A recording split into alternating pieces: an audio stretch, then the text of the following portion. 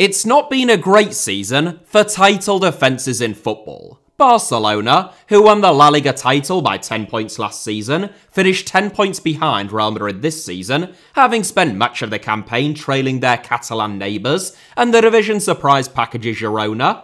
Bayern Munich ended a run of 11 straight Bundesliga titles by not only finishing a massive 18 points below Bayer Leverkusen, but actually finishing below newly promoted Stuttgart in third as well. And most notably of all, Napoli backed up their extraordinary Serie A title win last season, in which they won the league by a gargantuan 16 points, by slumping to 10th place this season, 41 points behind the champions Inter Milan, and only 18 points above the relegation zone. That last one was particularly dreadful, especially considering that they managed to keep hold of big hitters like Victor Osimhen, Kvicha Kvaratskhelia, and Giovanni Di Lorenzo from their title win, and have burnt through 3 different managers this season. But if you think it's the worst title defense of all time, as I have seen claimed a few times this season, think again. As recently as the 2016-17 season, Leicester City sacked Claudio Ranieri just 9 months after he guided them to the most unlikely of Premier League titles, fearing relegation, as they ended up finishing 12th. Nantes followed up a Ligue 1 title-winning campaign by finishing 10th in an 18-team league in the 2001-02 season, just 10 points above the relegation zone, and Chelsea replicated Napoli's miserable feat, probably in even more shocking circumstances, with Jose Mourinho at the helm and not having been such surprise champions, when they went from being comfortably crowned as Premier League winners to a pitiful 10th place finish in the 2015-16 season. Younger viewers might be a little confused, but there was a time in which finishing mid-table was unusual for Chelsea. Can you still make that joke after they've just finished 6th? I feel like you can just about get away with it now that they've sacked Pochettino and appointed Maresca, and everyone thinks that Bowley is as mad as a box of frogs again. Elsewhere, meanwhile, Wolfsburg's 2009-10 Bundesliga title defence was fairly pathetic, as they fell to 8th, 20 points off top spot. Manchester United's post-Fergie era kicked off with a humiliating title defence as they finished 7th, having never finished lower than 3rd under Ferguson during the Premier League era. Blackburn Rovers also plummeted from 1st to 7th the season after lifting the title in 1995-96. Montpellier slumped from top spot to 9th in 2012-13. Galatasaray suffered catastrophic falls to 6th and 8th place off the back of title wins in the 2015-16 and 1969-70 seasons. Ajax fell to 6th as the reigning champions in the 1998-99 season, which is particularly dreadful in the Eredivisie, and Nantes endured another shoddy Ligue 1 title defence in the 1995-96 season when they fell from 1st, winning the league by 10 whole points, to 7th with 24 fewer points than they had amassed the previous season. It would be fair to say that there is some stiff competition then, and there you have a bonus 12 terrible title defences. Don't ever say that you're shortchanged on this channel, but without further ado, here are, in my view, the 7 worst title defences of all time. 7th, Istanbul Başakşehir 2020-21. We start with a very recent season, and also a fairly controversial one. In the 2019-20 season, Istanbul Başakşehir became only the 15th club to have been crowned as Turkish champions, and one of only 2 teams outside of the Big 3 in Istanbul, who dominate Turkish football, to have won the Turkish Super League in more than 35 years.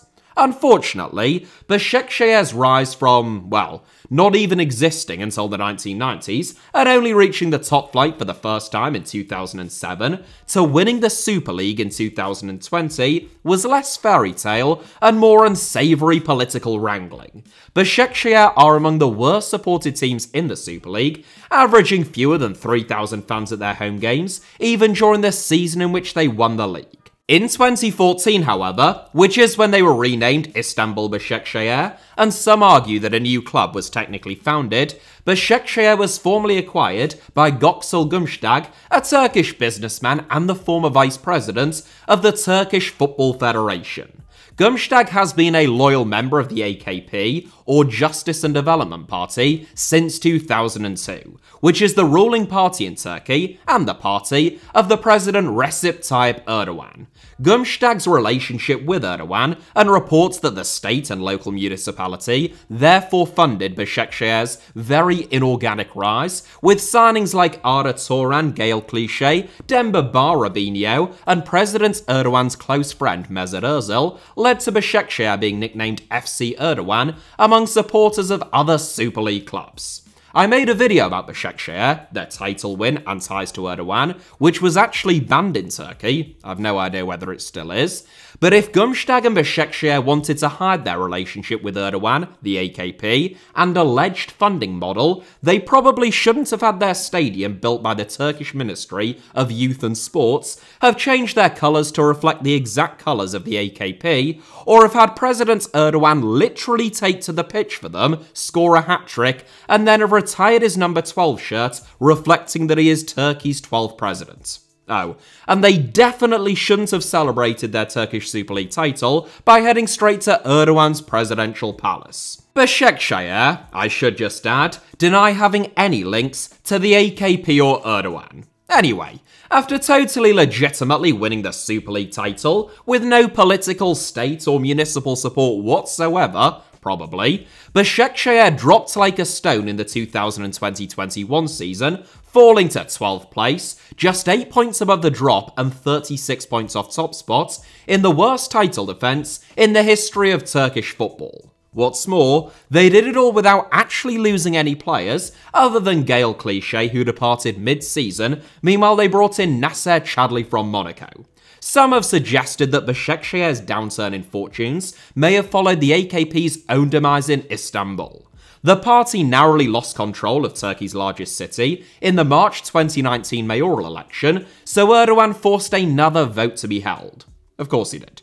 Until another election was held, in June 2019, Erdogan put Başakşehir owner Göksel Gümüştag in charge of running Istanbul. Again, of course he did.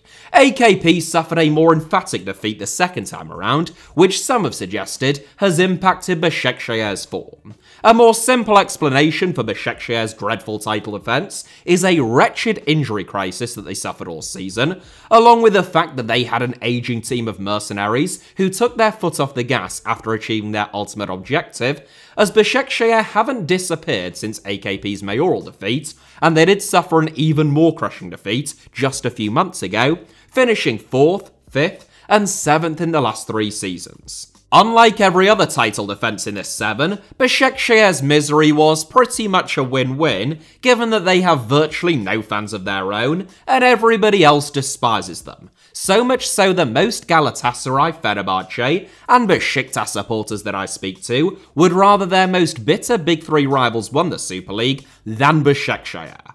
6th, AC Milan, 1996-97. A football club having such close ties to a president and political elite sure is a murky world. Thankfully, you'd never get anything like that in Serie A, which was the best league in the world in the 1990s, or with one of the league's, and indeed, the continent's biggest clubs. Anyway, in the 1996-97 season, AC Milan, whose owner and president was Silvio Berlusconi, the billionaire political elite and 4-time Italian president, who was nicknamed the King of Conflicts of Interest, had a terrible title defence. Milan had been the dominant force in Italian football since the late 1980s under Arrigo Sacchi and Fabio Capello. They won their 4th Serie A title in only 5 years in the 1995-96 season, in addition to reaching 5 European Cup or Champions League finals under the pair of them, and winning 3 of them. In the summer of 1996, however, Fabio Capello departed in a move to Real Madrid. He was replaced by legendary future Uruguay boss Oscar Tabarez, who had done an impressive job at Cagliari, but he only lasted 4 months. Milan lost Christian Panucci with Capello to Madrid, along with Paulo Di Canio and Paulo Futre to Celtic and West Ham, but they also signed Champions League winners Edgar Davids and Michael Reiziger from Ajax, and Christophe Dugarry for a massive fee from Bordeaux. Despite their pedigree, none of those signings worked out. And whereas Capello had managed to balance a bloated and talented squad, keeping everyone on side with rotation and success across multiple competitions, Tavares struggled to strike such a successful equilibrium. Following 4 wins in his first 6 games in charge, Milan's form fell apart. Reitziger's debut campaign was plagued by injuries. Meanwhile, club legend Alessandro Costacurta publicly described Edgar Davids as being, quote, a rotten apple in the club's dressing room. Arrigo Sacchi was parachuted in to try and save Milan's season in December, following 7 games without a win, but even he could do little to improve the team's fortunes. AC Milan finished the season in 11th, their lowest league finish since getting relegated in the 80s, and their joint lowest since the 1930s other than that. They lost more games than they won that season, amassing just 43 points, and only finishing 6 points above the relegation zone. They also lost the Italian Super Cup in the opening game of the season against Fiorentina, bowed out of the Coppa Italia in the quarterfinals against Vicenza, and were knocked out of the Champions League in the group stage, following defeats against Porto, Gothenburg, and Rosenborg. As if all of that wasn't bad enough, Milan's struggles also convinced Franco Baresi, arguably AC Milan's greatest player of all time, to call time on his own playing career and hang up his boots. 5th, France. The 2002 World Cup. Horrific title defences most assuredly aren't just the preserve of the club game. In fact, they had become all too common until France themselves bucked the trend in 2022 in the biggest tournament in all of world football. 2006 World Cup winners Italy didn't win a single game at the following World Cup, finishing bottom of a group which pitted them against the relatively modest opposition of Paraguay, Slovakia and New Zealand. 2010 winners Spain put on a horror show 4 years later in Brazil, losing 5-1 against the Netherlands and 2-0 against Chile to seal a group stage exit, and 2014 winners Germany were absolutely dreadful in Russia, finishing bottom of their group behind Sweden, Mexico and South Korea. The most tragic World Cup title defence of all time, though, is the one that began the so-called curse, and that is, of course, France in 2002. France were spectacular at the 1998 World Cup, winning the tournament for the first time on home soil, winning every single game, and thrashing Brazil 3-0 in the final. They were arguably even more impressive, if such a thing is possible, and appeared to be even more complete at Euro 2000, so it was little surprise that they went into the 2002 World Cup in South Korea and Japan as one of the 2 favourites, alongside Argentina. France have a remarkable ability to self-implode though, and that is exactly what they did.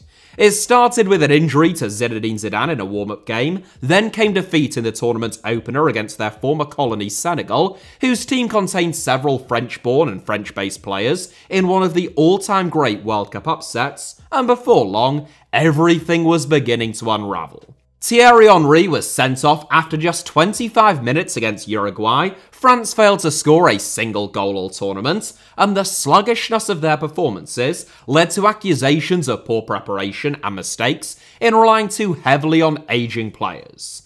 The end result was just 1 point from France's 3 games, which saw them finish bottom of their group below Denmark, Senegal and Uruguay, in what is the worst World Cup title defence that the game has ever seen.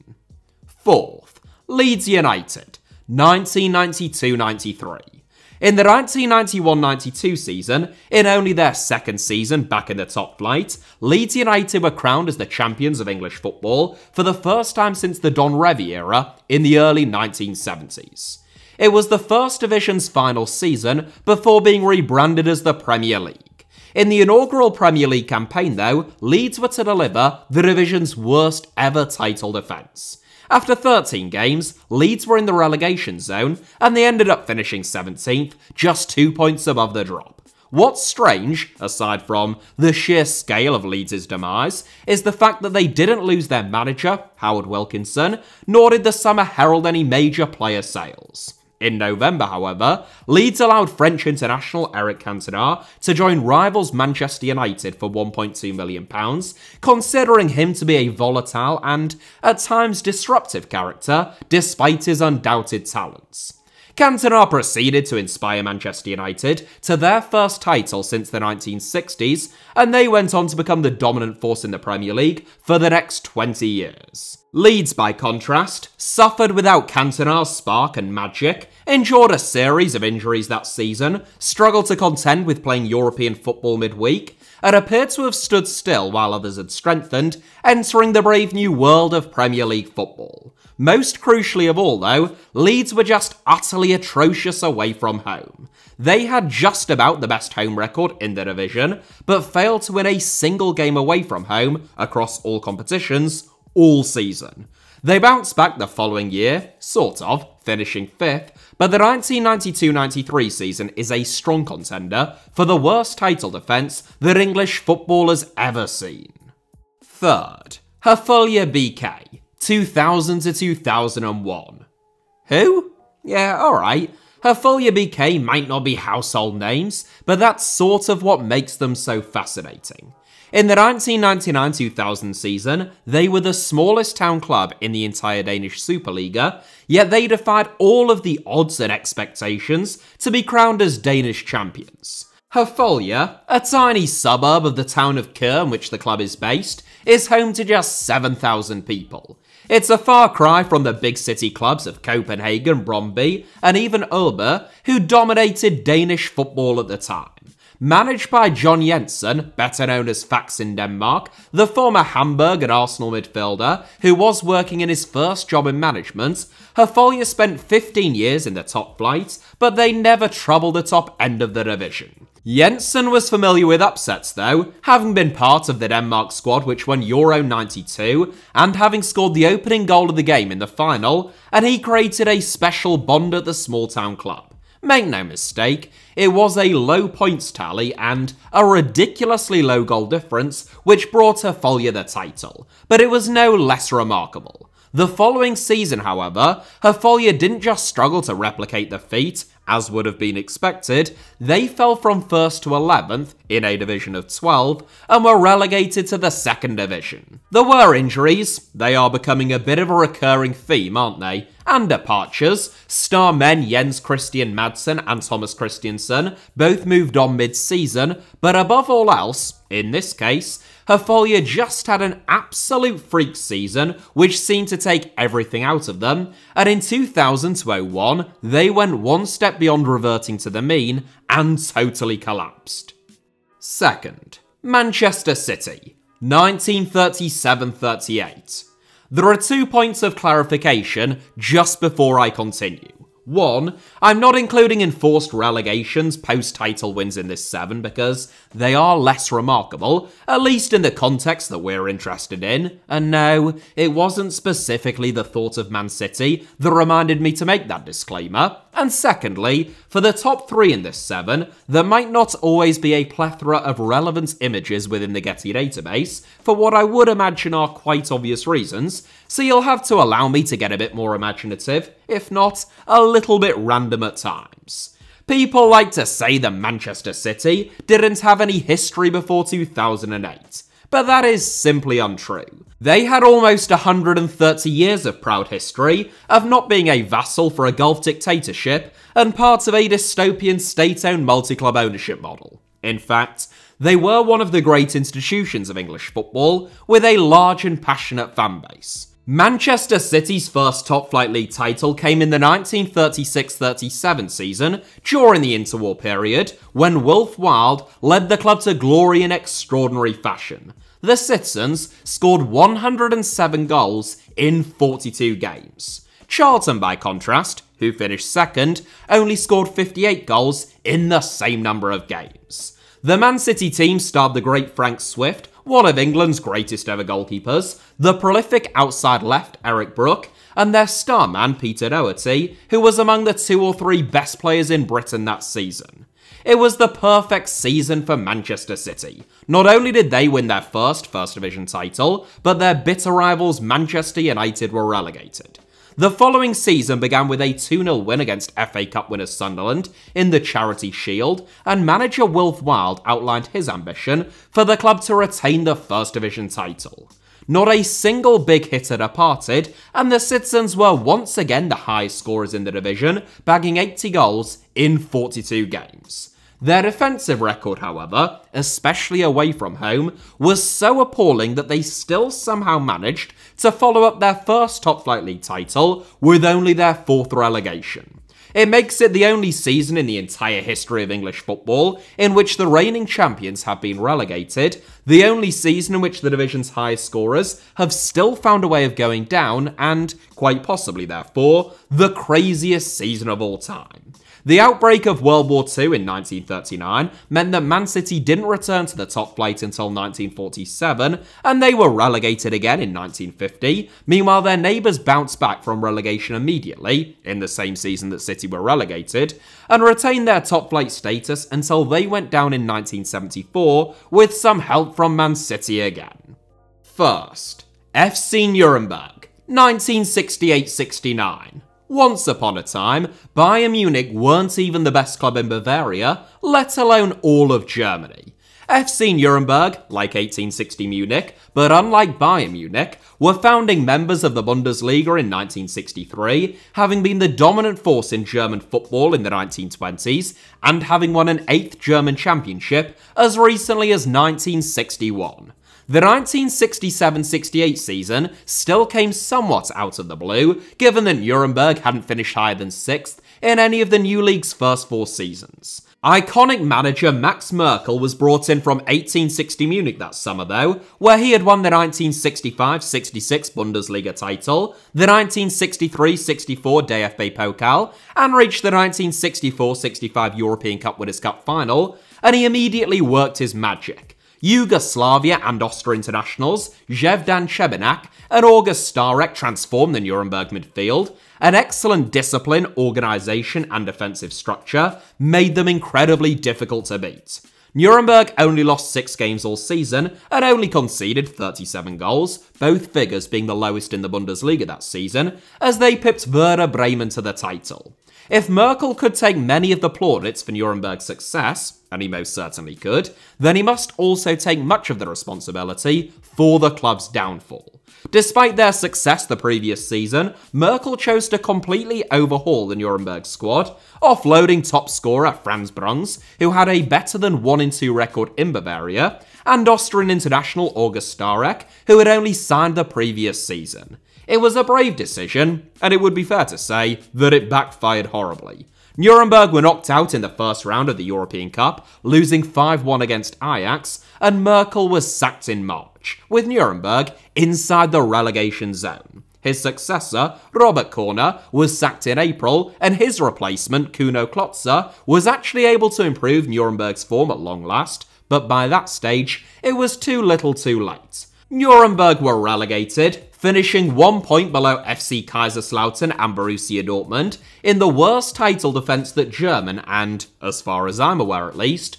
world football has ever seen. If you know of any others that are even worse than that, not for financial or regulatory reasons resulting in expulsion from a league or liquidation, then let us know down below in the comments. That is it for today's video though. Thank you all very much as ever for watching. Hit the like button if you enjoyed today's video. I hope that was the case. Let me know your thoughts as I say down below in the comments, and most importantly of all, why not consider subscribing to not just this channel, HITC Sevens, if you haven't already, but also my second channel, Alfie Potshammer, which now has, and you're not going to believe this, an actual video on it. I know. It's a shock to me too. So check that out, and you can also find me on Instagram, Twitter, or Threads via the username @HITC Sevens on all 3, should you wish to do so. And all of those links, plus a whole lot more, should be down in the video description below. Cheers.